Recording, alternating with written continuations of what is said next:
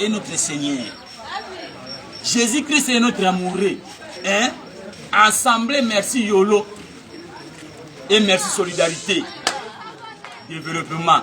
Il y a pasteur Nabiso Moko Mosali Anjambe Yankolo Moto Monene Anjambe Richard Kiangata. Hein? Moto Njamba Pakola Richard Kiangata.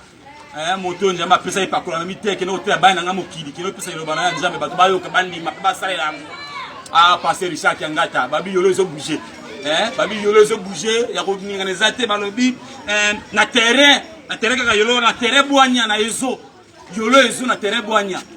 Pasteur Richard Kiangata kozala wana na ibisi yo ezo banda kobana mokolo ya le 23 ya mois le 23 le 24 le 25 na terrain Boanya na Yolo Sidouana événement na ibisi yo musali ya nzamba za la campagne ya 3 jours miulo beme komisat soro baka mikromisat Pasteur Richard Kiangata azotia bana ya Njambe bano babungisa bakanisi bano yo babona kalokola bakoma bitike bano babona kalokola Njamba sunoro bango tengo ngezali boya ebele bako le banzambe Pasteur Richard Kiangata abia kotea bato le banzambe ya solo ah Pasteur nanga Richard Kiangata eko kubeza te pati okay na ke pas Pasteur Richard Kiangata mosali ya nzambe ya solo achi bisanga o le 23 le 24 le 25 séminaire à Bunele ngai na zanga na terrain ya école Boanya ngai na zanga yango ngai na bengi bato so ya libinja ba soko monjambo libwende ba sankosu ngai ngai yenga lisofote usunta bolingo la misamba samba pa na mazama sila raso motel ngai na bote na libinja na mwana ba soko na bomba kate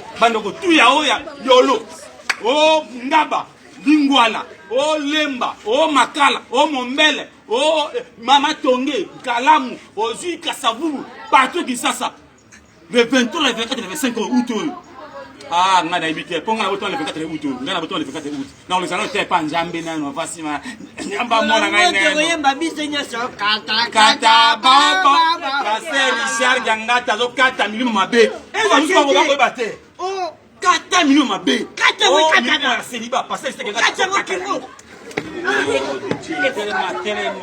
kata mo kimwe kata telema kata la bakonyo telema kala kote babi boyi Temezobe moko